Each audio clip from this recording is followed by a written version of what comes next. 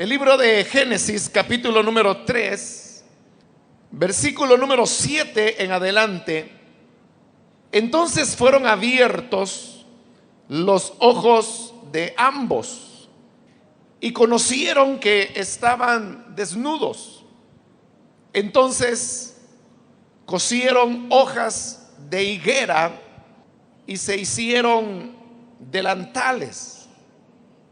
Y oyeron la voz de Jehová Dios que se paseaba en el huerto al aire del día. Y el hombre y su mujer se escondieron de la presencia de Jehová Dios entre los árboles del huerto. Mas Jehová Dios llamó al hombre y le dijo: ¿dónde estás tú? Y él respondió: oí tu voz en el huerto y tuve miedo porque estaba desnudo y me escondí. Y Dios le dijo: ¿quién te enseñó que estabas desnudo? ¿Has comido del árbol de que yo te mandé no comieses? Y el hombre respondió: la mujer que me diste por compañera me dio del árbol y yo comí. Entonces Jehová Dios dijo a la mujer: ¿qué es lo que has hecho? Y dijo la mujer: la serpiente me engañó y comí. Seguimos con estas reflexiones en el libro de Génesis hasta llegar al momento cuando tanto el hombre como la mujer comen del árbol del conocimiento del bien y del mal, del cual el Señor les había ordenado no debían comer, y además les había advertido que el día que comiesen de ese fruto morirían. Ellos comieron y de esa manera pecaron. El pecado lo que expresa es desobediencia, rebelión, desacato, alejamiento de Dios. Todos esos elementos son los que están incluidos dentro de la idea de el pecado. Ahora, este pecado que Adán y Eva habían cometido no era un pecado común y corriente, no solamente por el hecho que fue el primer pecado que el ser humano cometió, sino por las repercusiones que ese pecado trajo. Y no solamente las repercusiones que a ellos como personas el pecado les causó, sino las repercusiones que trajo sobre toda la raza humana. Quizás no hay mejor manera de entender las consecuencias de este pecado que la forma en que Pablo lo explica cuando escribe su carta a los Romanos. Y en el capítulo 5 él dice que el pecado entró al mundo por un hombre, y así dice: el pecado pasó a todos los hombres por cuanto todos pecaron, y así la muerte también pasó a toda la humanidad. El pecado que Adán y Eva cometieron fue un pecado que trajo repercusiones sobre toda la raza humana.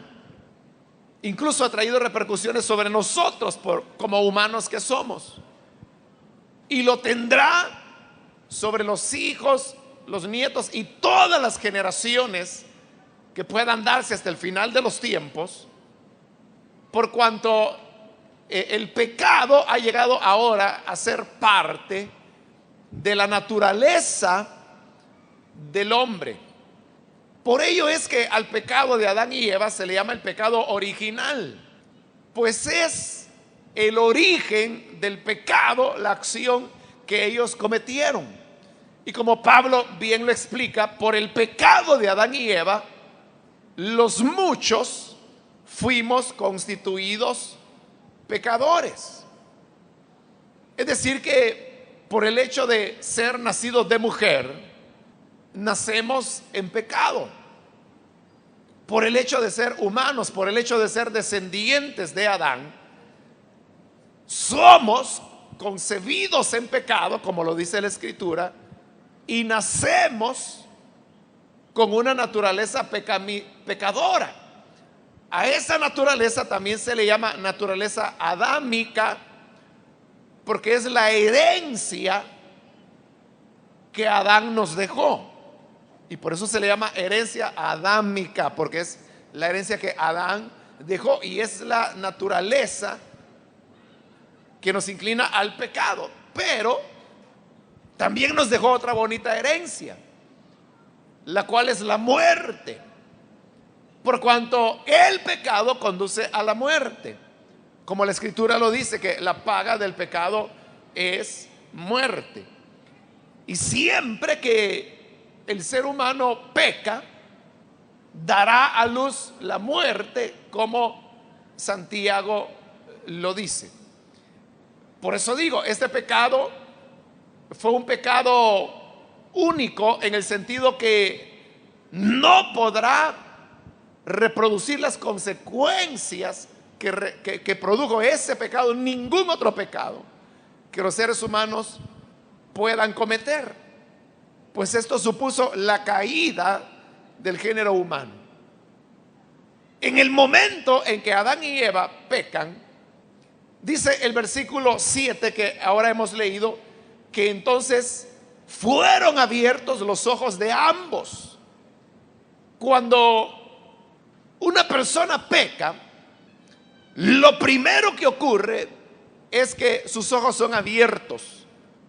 Y esto significa que la persona, al pecar, se da cuenta de la realidad que el pecado es, y se rompe el encanto, se rompe el hechizo que la tentación fabrica para que el ser humano incurra en ese pecado. Recordemos que Eva comió del fruto prohibido bajo la ilusión que al comer ella llegaría a ser como Dios, que ese fruto le daría sabiduría, que ese fruto era bueno para comer, que ese fruto era agradable a los ojos. Pero todos esos elementos eran tan solo apariencias, era una ilusión que es la que ceba al hombre para que se deslice y caiga en pecado. Y cuando digo que el pecado ceba al hombre, no es una ocurrencia mía, sino que es lo que dice Santiago, que primero dice la concupiscencia nace en el corazón, y por esta concupiscencia dice que el ser humano es inducido al pecado. Pero cuando habla ahí de ser inclinado al pecado, realmente el original lo que dice es que el hombre es cebado. Hoy el cebo ya no se usa mucho, hoy se usa la grasa, pero como que el hombre es engrasado para que se deslice mejor y caiga en el pecado. La concupiscencia, el deseo, lo aceita, por decirlo así, para que más fácilmente pueda deslizarse a la desobediencia. Entonces, esa ilusión de la cual le hablaba, esas luces, esos colores, esa manera que el pecado tiene de presentarse a sí mismo como algo atractivo, placentero, fácil, agradable, en el momento en que el pecado se comete, los ojos son abiertos. Y entonces la persona se da cuenta que simplemente estaba viviendo una ilusión pecaminosa de la cual ahora ha despertado.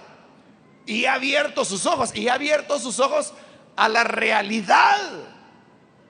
Cuán doloroso no debió haber sido para Eva, que tenía la ilusión que al comer del fruto prohibido, ella llegaría a ser Dios.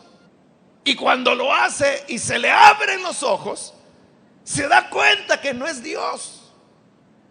Y se da cuenta que la serpiente le había mentido. Y se da cuenta que Dios le había dicho la verdad. Y se da cuenta que Dios tenía la razón. Y se da cuenta que razón tenía Dios en haberle advertido. Y se da cuenta que había sido engañada. Y se da cuenta que no había valido la pena cometer el pecado. Pero todo esto que estoy diciendo es exactamente lo mismo que experimenta cualquier persona que comete pecado. Se le abren los ojos, se da cuenta que el pecado no era lo que imaginó que era. No sé si es a ustedes que se los comenté en una ocasión. Si no, pues tendrán que oírlo de nuevo. Y si no eran ustedes, pues lo van a oír por primera vez. Pero hace un tiempo, un joven, bueno, realmente desde hace varios años atrás, él me había venido hablando de ciertas luchas que él tenía a nivel de tentaciones. Eran tentaciones de tipo sexual.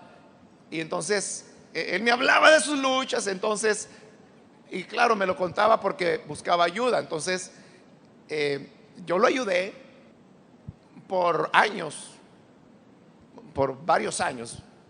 Bueno, el hecho es que un día él llegó llorando y me dijo pues que había fallado. Y como él me había contado el tipo de lucha que él tenía, resultaba que en la manera en que él le había fallado al Señor era exactamente cediendo a la lucha específica que él tenía. Y claro, ahora llegaba arrepentido, ahora llegaba que le dolía todo, ahora llegaba que avergonzado y me decía, siento pena, siento que le he fallado a Dios, que le he fallado a los hermanos, que le he fallado a usted, que le he fallado a mi familia, que le he fallado a mis hermanos. Tenía privilegios y he fallado los privilegios que tenía, lo eché a perder todo. Bueno, cuando me dijo lo que sentía, entonces yo solo le hice una pregunta y le dije, bueno, hoy que usted ya hizo lo que por años usted luchó por no hacer, pero ya lo hizo, ¿cómo se siente? ¿Considera usted que valió la pena? Y así entre lágrimas dibujó una sonrisa y me dijo, no valía la pena. Y me dice, y eso es lo que más me duele, porque he perdido mi integridad, porque realmente él llegó, bueno, casi siendo un niño a la iglesia, y él es un hermano ejemplar, que íntegro en su vida, pero ahora había fallado de esa manera. Y me decía, yo sé que he perdido la integridad y que la integridad una vez perdida no se puede recuperar. Es igual que la inocencia, ¿no? Cuando la inocencia se pierde, no se puede recuperar. Y eso es lo que más le dolía a él. Y que lo había perdido por algo que no valía la pena. Pero ¿qué fue lo que ocurrió?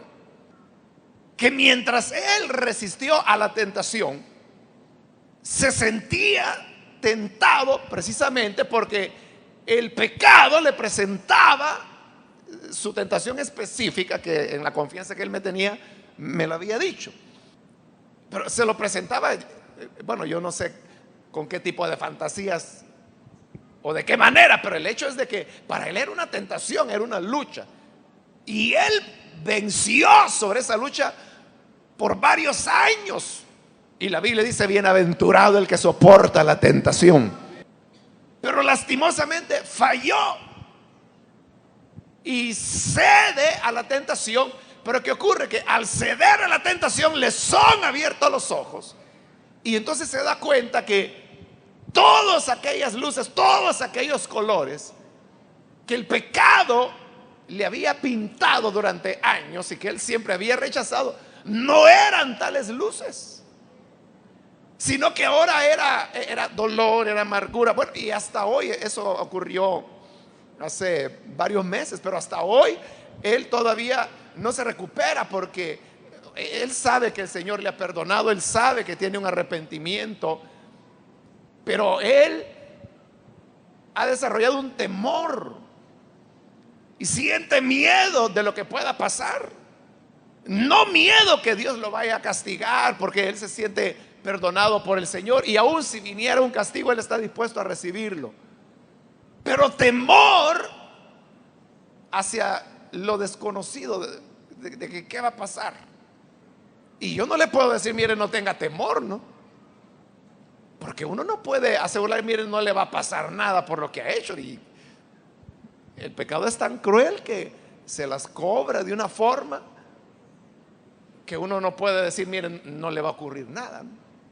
Entonces, al abrirse los ojos, uno se da cuenta. Entonces, hermanos, como aquí todos hemos fallado en alguna ocasión, pero es la experiencia que vivimos, hermano, que el pecado se presenta atractivo, pero ni bien uno accede al mal, inmediatamente los ojos son abiertos y la persona se siente la más miserable. Y dice, yo merecería que Dios me agarrara patadas ya. Me desprecio a sí mismo por haber hecho lo que hice. Pero ¿de dónde sale eso?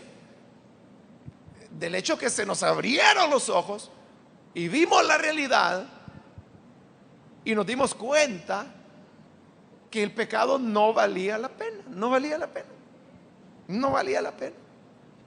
¿Cuántos sienten ese dolor cuando le han fallado al Señor? Bueno, me alegra, porque si alguno dijera, fíjese que yo cuando peco, yo no siento nada, más galán me siento, ese no ha nacido de nuevo, ¿no?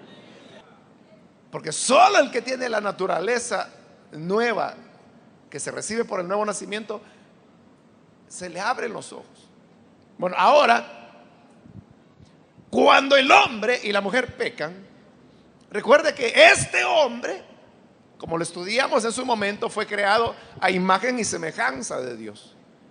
Y la mujer, que es tomada del hombre, de su hueso y de su carne, obviamente también lleva la imagen y la semejanza de Dios.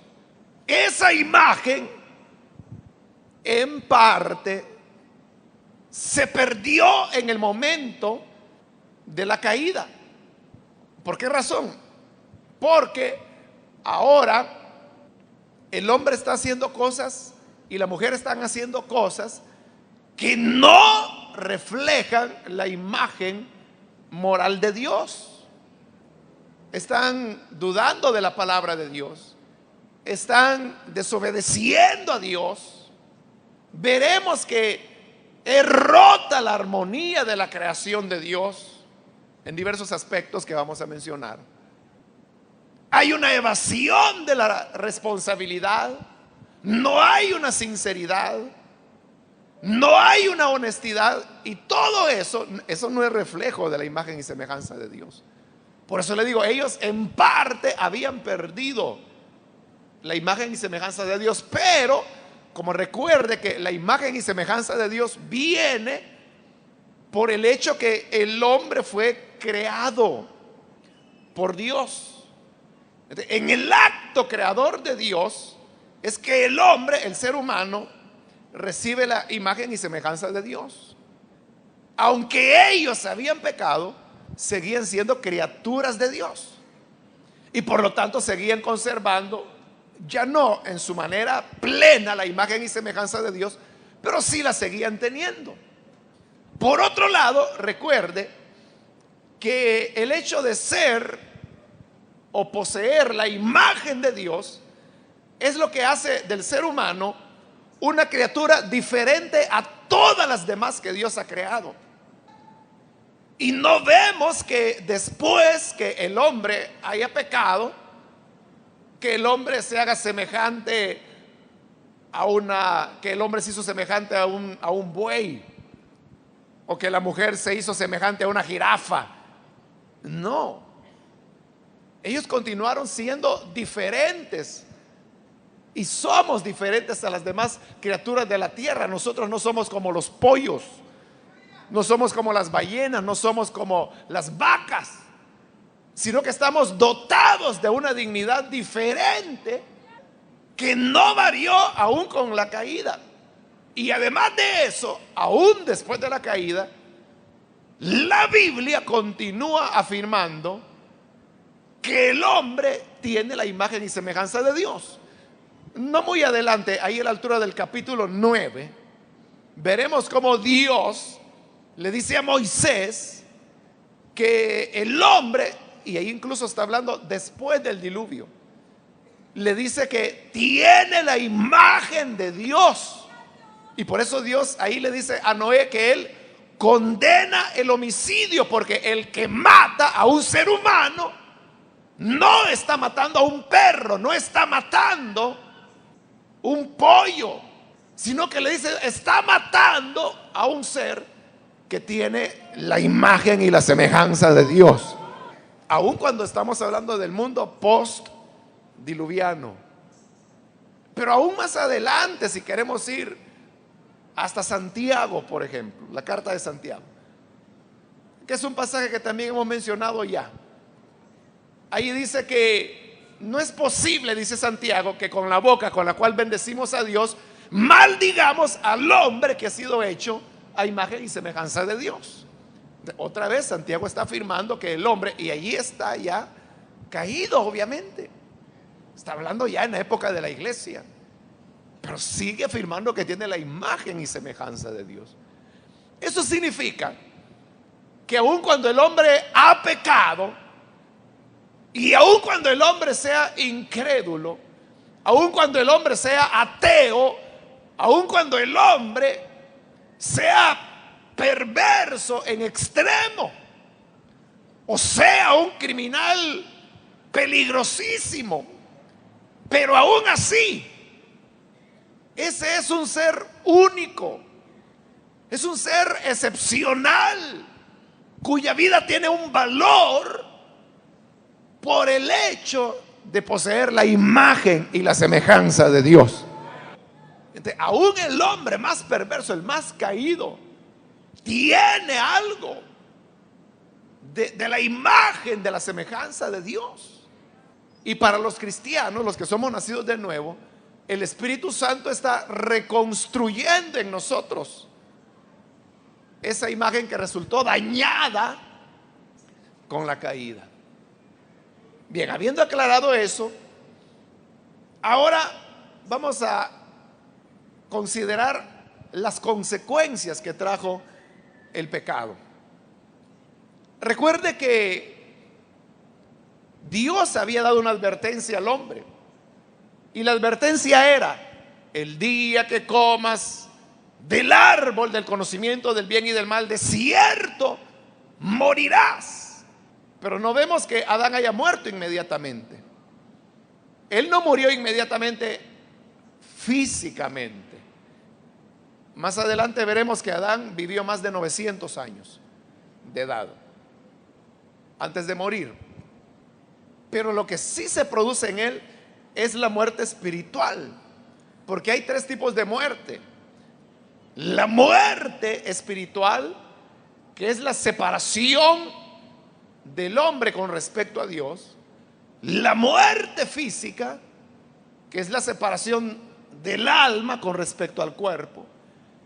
Y la muerte eterna, también llamada en la Biblia muerte segunda, que es la separación definitiva e irreversible cuando el hombre es arrojado al infierno, al lago de fuego que arde con azufre. Entonces, Adán aquí lo que está experimentando es la muerte espiritual, la separación entre él y Dios. Entonces, el hombre ahora está muerto espiritualmente, y ha comenzado, desde ese instante, ha comenzado el proceso, como el Señor le dirá más adelante, por el cual el hombre volverá al polvo de donde fue tomado. Es decir, en el momento de comer, el hombre y la mujer mueren espiritualmente en el acto.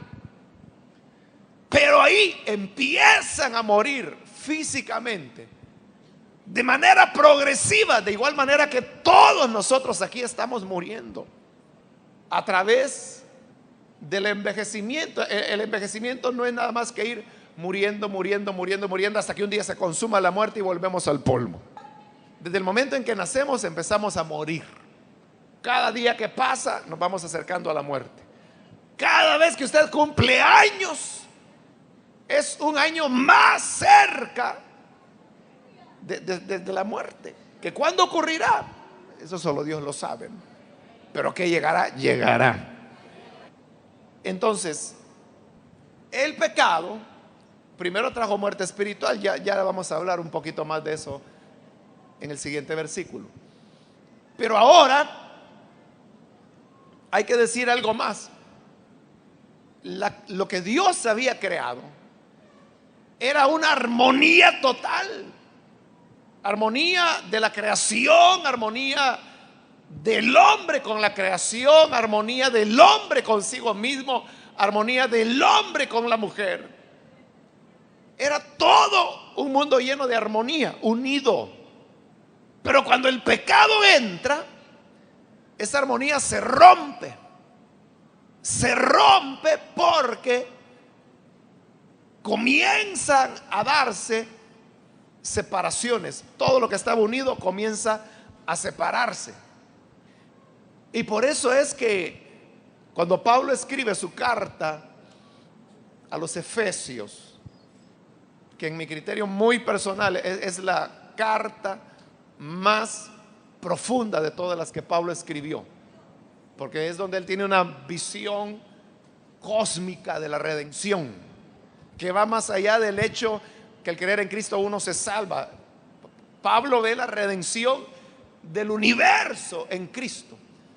Pero hay algo importante, y es la verdad central que él está destacando en toda esa carta a los Efesios. Y es cuando habla del propósito de Dios. Y dice así que el propósito de Dios, oiga, dice, es reunir todas las cosas en Cristo. Pero solo se puede reunir algo que primero estaba unido y luego se separó. Cuando vuelva a unirlo, estoy reuniéndolo o uniéndolo de nuevo. Entonces, el plan redentor de Dios, que ahí en Efesios Pablo lo presenta a niveles cósmicos, cosa que no hacen ninguna otra de sus cartas. Lo presenta la redención como la reunificación de las cosas. Las cosas que se desunieron cuando el pecado aquí entra. ¿Y qué fue lo que se desunió? Se desunió todo. Y ahí lo dice claramente el relato. En primer lugar, volvemos al versículo 7, dice, entonces fueron abiertos los ojos de ambos y conocieron que estaban desnudos. Y al darse cuenta, cuando ellos cobraron conciencia que estaban desnudos, dice, entonces cosieron hojas de higuera y se hicieron delantales. Antes de continuar con el tema que estamos hablando de las desuniones, solo algo curioso, y es que aquí lo que la Reina Valera traduce delantales, en el hebreo es una palabra difícil de traducir, y por ello es que ha sido traducida de diversas maneras, porque la gente no haya cómo traducirla. Hay una Biblia en inglés que precisamente le llaman la Biblia Bridges. La Biblia Bridges. La Biblia Bridges es del año 1600 y algo, 1608 por ahí. Y fíjese que breeches en inglés lo que significa es calzones. Es bien raro que a una Biblia le digan la Biblia calzones, ¿verdad? O sea, en inglés no suena tan mal, ¿verdad? La Biblia breeches.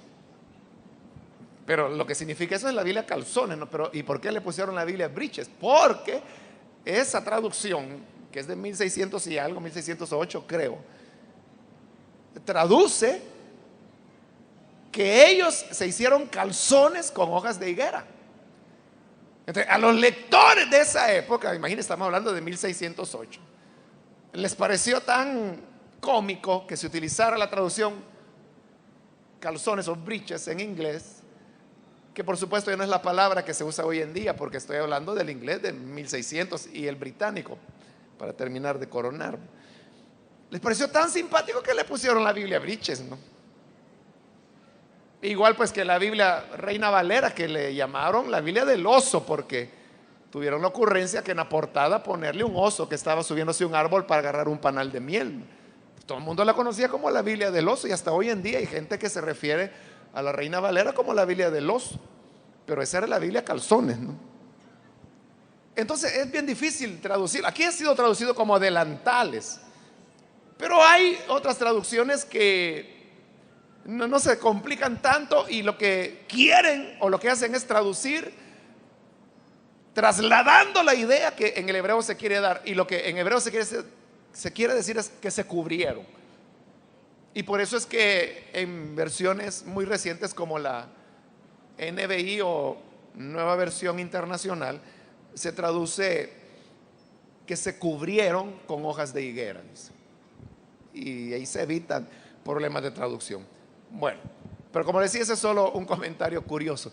Volviendo al tema de las separaciones, cuando les son abiertos los ojos, ellos caen en la conciencia que están desnudos, y como consecuencia de estar desnudos, entonces tratan de cubrir su desnudez, y siguiendo a la Reina Valera, haciéndose delantales con hojas de higuera. Ahora, recuerde que en el capítulo anterior estudiamos que ellos estaban desnudos, dice, y no se avergonzaban, y explicamos que la desnudez no es pecaminosa, no se avergonzaban. Pero ahora sí se avergüenzan, de tal manera que no pueden seguir desnudos y se hacen delantales, como dice acá, con hojas de higuera. Entonces, ¿qué tenemos ahí?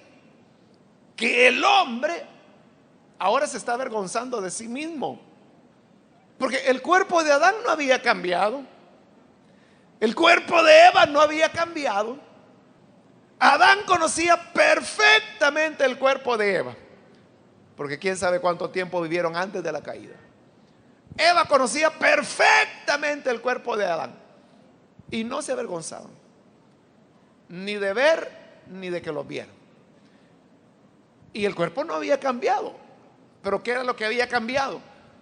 Que ahora ellos habían pecado, y ese pecado hace que se avergüencen de sí mismos.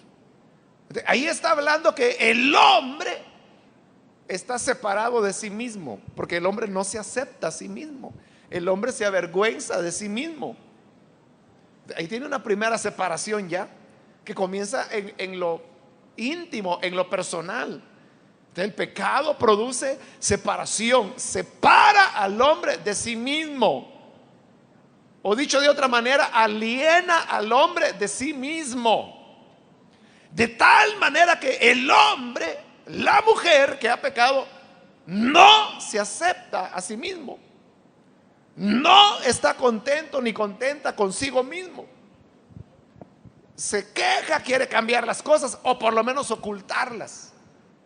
Y entonces viene las hojas de higuera, o como dicen los psicólogos, los mecanismos de defensa del yo, que son aquellos artilugios que usamos para encubrir ciertos elementos que no queremos que los demás vean, porque nos avergonzamos de esos elementos y por eso los ocultamos.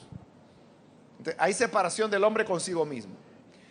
En el versículo 8 dice: oyeron la voz de Jehová Dios, que se paseaba en el huerto al aire del día. Entonces, note, Dios Él seguía soberano, Él seguía en armonía con su creación, Él seguía igual que siempre, paseándose por el huerto en el aire del día. ¿Qué significa eso? Que el pecado no afecta a Dios, nos afecta a nosotros. Entonces, cometemos un error cuando nosotros decimos, no hay que mentir. ¿Por qué no hay que mentir? Porque a Dios no le agrada. Entonces, pobrecito Dios, no voy a mentir. No, si es que si tú mientes, desde el punto de vista que lo estamos diciendo, a Él ni le va ni le viene que tú mientes o que tú peques. O sea, sí le importa en el sentido de que tú eres quien sufre. Pero eso es lo que Dios quiere evitarnos cuando dice, no mentirás, no adulterarás. O cuando Jesús dijo, cualquiera que ve a una mujer y la codicia en su corazón, ya adulteró con ella. Hay gente que dice, bueno, ya Jesús ya ni quiere que vea la belleza de su creación. Pero Dios, a Él no le importa. Si tú quieres ver, mira. Y a Él no le va a afectar en nada. Pero eres tú el que sufrirá el dolor. Y cuando tus ojos te sean abiertos, te darás cuenta del terrible engaño que el pecado produce. Dios seguía tranquilo. Él no había sido afectado. El afectado era el que había pecado.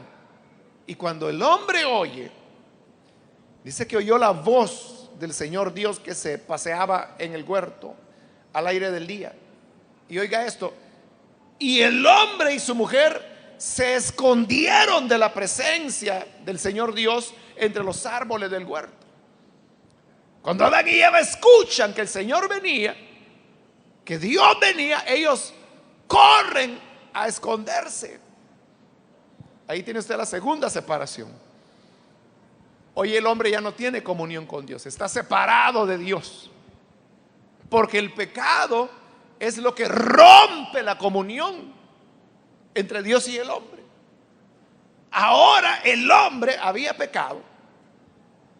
Entonces, él ya no estaba libre de presentarse delante de Dios, sino que va y se esconde. Y con Eva van por allá y detrás de unos árboles y dice, aquí Dios no nos va a encontrar. Pero ahí hay una segunda separación y esa es la muerte espiritual. Ellos estaban muertos espiritualmente. Es lo que dice Pablo en Romanos capítulo 5 también, cuando dice, por cuanto todos pecaron, están destituidos de la gloria de Dios. Es decir, separados, alejados de la gloria, de la presencia de Dios. Entonces el pecado trae separación entre el hombre y Dios. Versículo 9. Mas el Señor Dios llamó al hombre y le dijo, ¿dónde estás tú?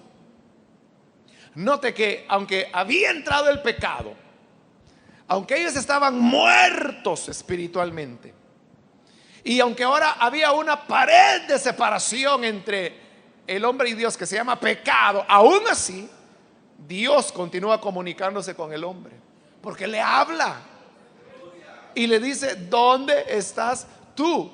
Porque Dios siempre sale en busca del pecador. Entonces, si usted no ha recibido a Cristo, si usted se encuentra en una vida de pecado y está consciente de eso, usted viene acá y usted sabe que está alejado de Dios, sabe que no tiene comunión con Él, pero aún así Dios le habla y le dice que Él ha preparado un camino para reconciliarse con Él, y ese camino es la fe en Jesucristo como Salvador. Entonces Dios pregunta, ¿dónde estás tú? Versículo 10. Y él respondió, oí tu voz en el huerto y tuve miedo, porque estaba desnudo y me escondí. Fíjese cómo el pecado rápidamente está causando sus efectos. Porque hoy el hombre está diciendo, tuve miedo. Él nunca antes había sentido miedo. ¿De qué iba a sentir miedo? Pero ahora dice, tuve miedo. ¿Por qué tenía miedo?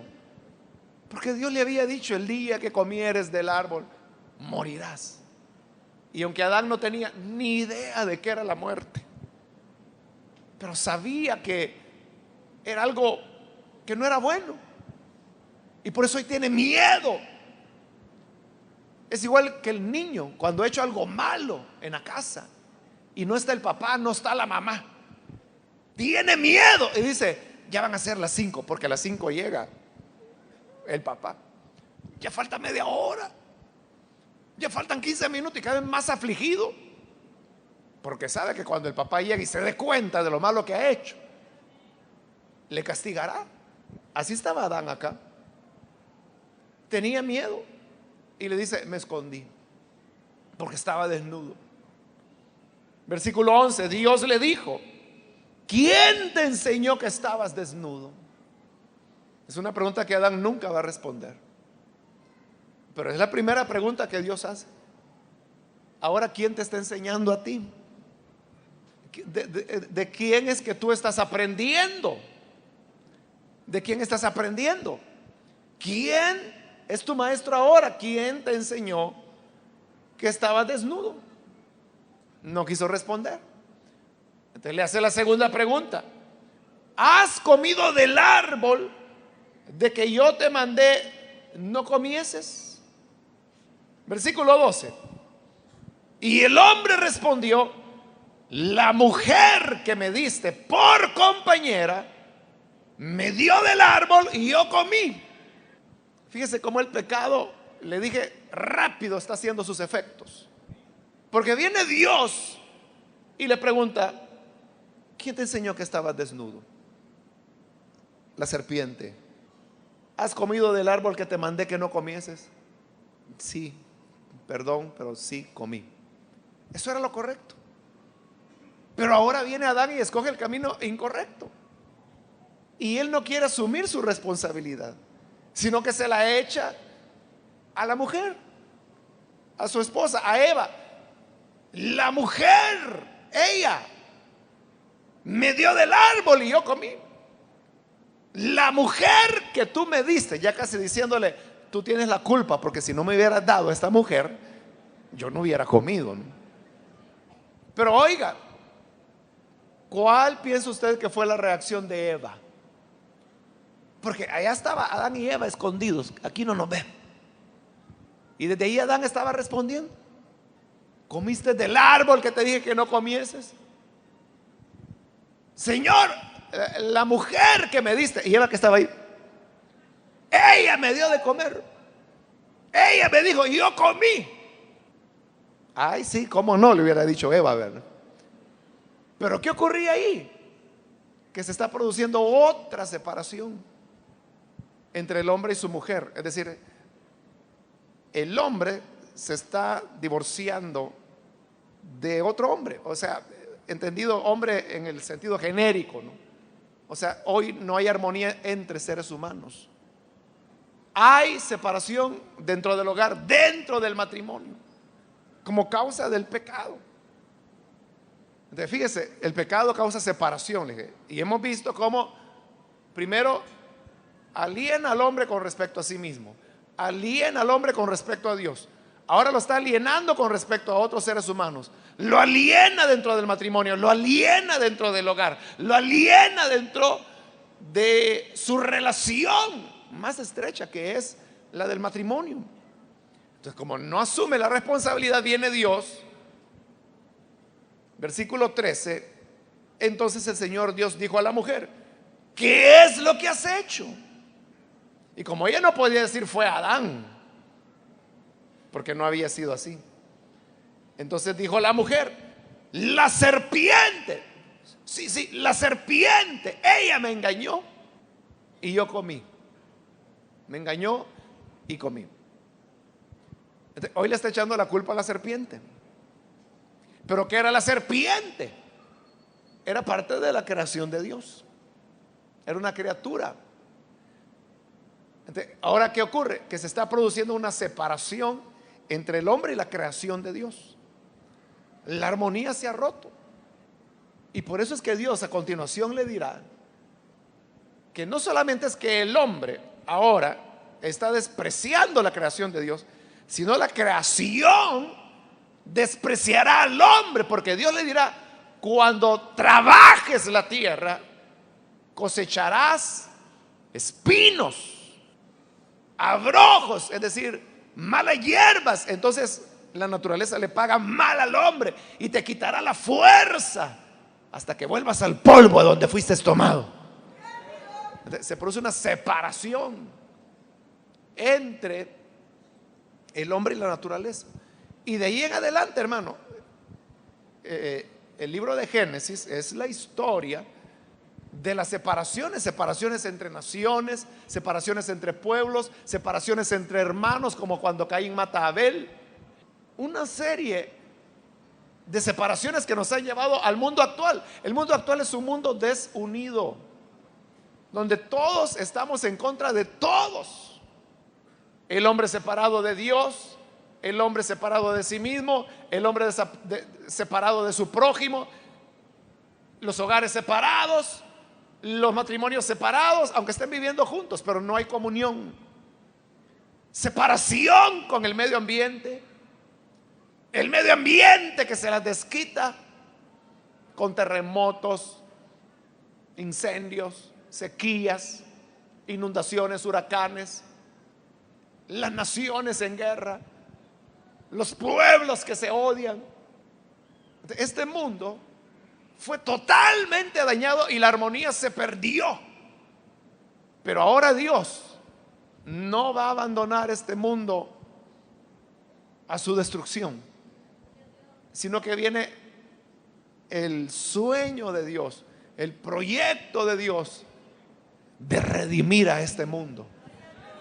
Y que Pablo lo sintetiza, como dije en Efesios, cuando dice el propósito de Dios de reunir todas las cosas en Cristo. Entonces, Cristo, como el agente de la redención de Dios, es en Él donde se reunifica lo que el pecado separó, donde el hombre se reunifica con Dios, donde el hombre se reunifica con su prójimo, donde los esposos se reunifican, donde el hombre debería reunificarse con la naturaleza y la naturaleza con el hombre, donde el evangelio debería ser el agente que posibilitara la paz entre naciones, para así ser verdaderos hijos de Dios. Como el Señor Jesús lo dijo: bienaventurados los pacificadores, porque ellos serán llamados hijos de Dios. Esa es la redención de Dios. Y como le digo, ahí en Efesios se presenta una redención a nivel cósmico. No solamente: mire, salva tu pellejo, acepta a Cristo y te vas al cielo. Esa es la manera más simple de ver el evangelio.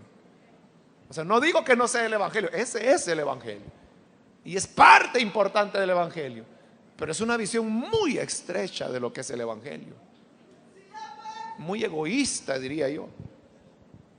Pero el evangelio es algo mucho más grande.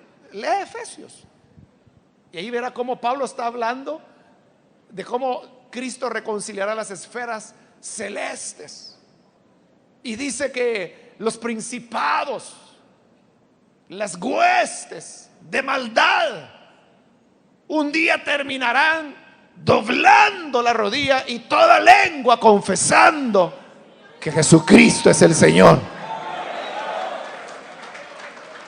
Cuando eso ocurra, el propósito de Dios habrá sido cumplido, de reunificar todas las cosas.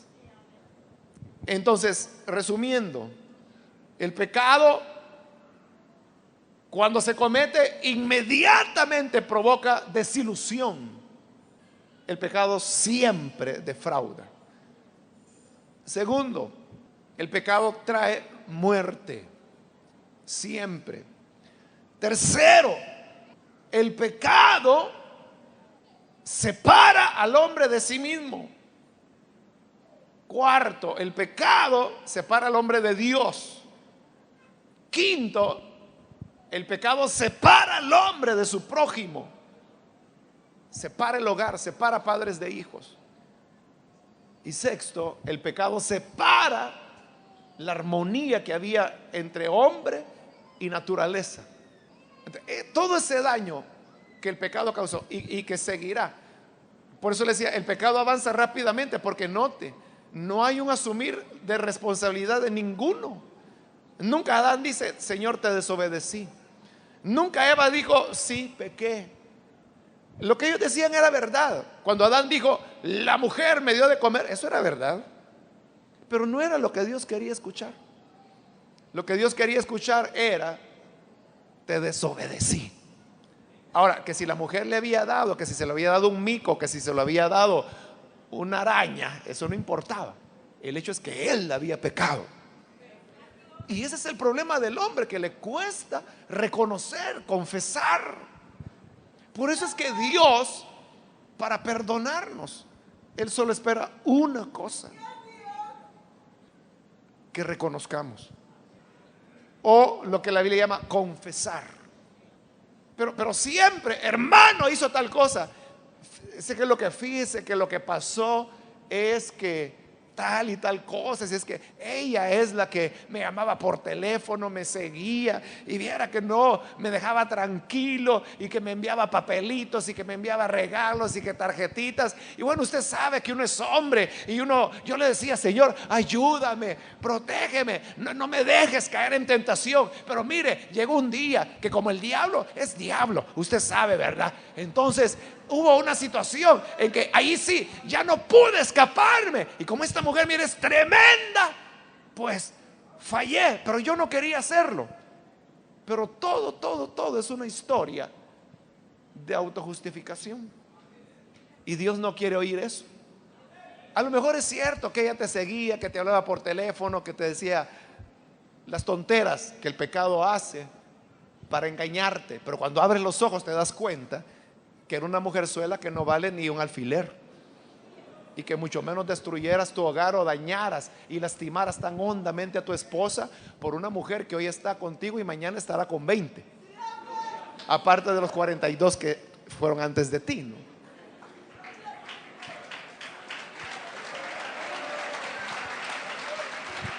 Entonces, Dios no quiere oír eso, sino que Dios lo que quiere oír es: ¿pecaste?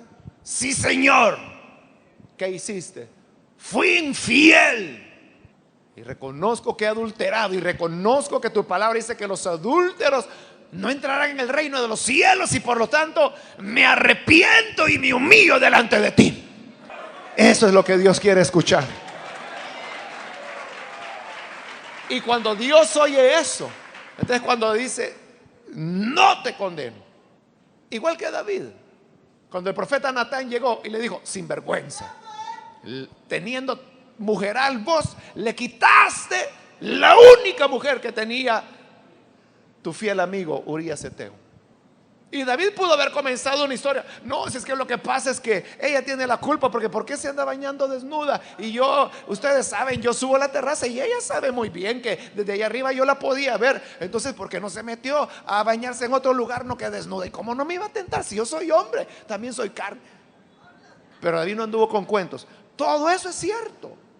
Todo eso es cierto, que si Betsabé no se hubiera bañado al aire libre, jamás David lo hubiera visto, ni lo hubiera conocido, ni hubiera sabido que existía tal mujer.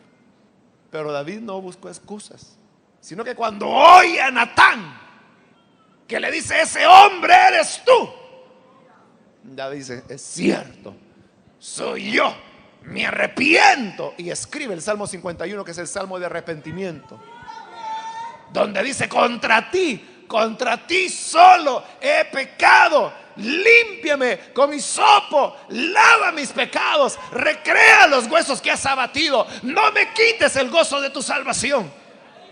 Y cuando David acepta y dice, sí, reconozco, pequé, el mismo profeta le dice, no temas, porque el Señor también ha perdonado tu pecado.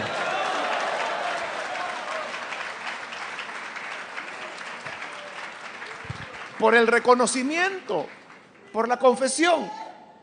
Y por eso es todo lo que Dios espera. Pero es lo que nos cuesta tanto. Pero quiera Dios que a usted no le cueste este día y que usted pueda decir: hombre, en verdad, yo he pecado y yo soy responsable. Sí, Señor, hice lo que a ti no te agrada, te desobedecí, merezco la muerte, pero hoy me arrepiento y te pido misericordia.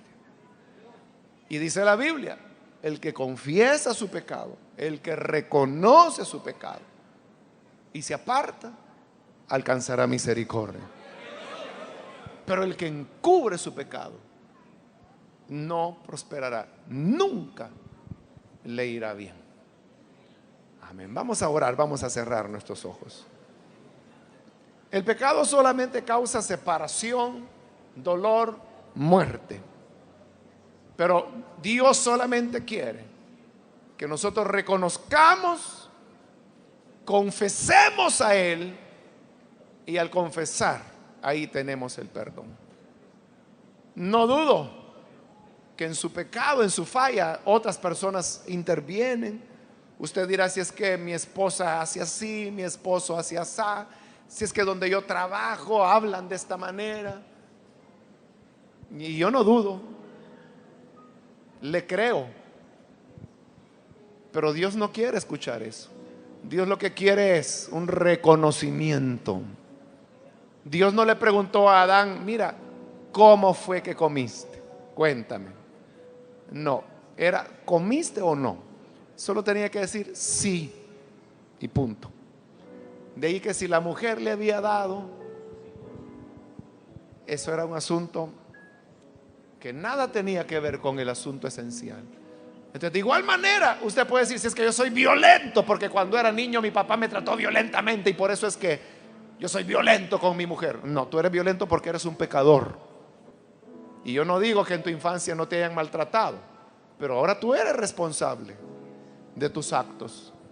Y así, cualquier pecado, podríamos hablar desde el pecado más sencillo hasta el pecado más horrendo, pero siempre, siempre hay una responsabilidad nuestra. Y eso es lo que Dios quiere, que reconozcamos la parte de responsabilidad que a nosotros nos corresponde.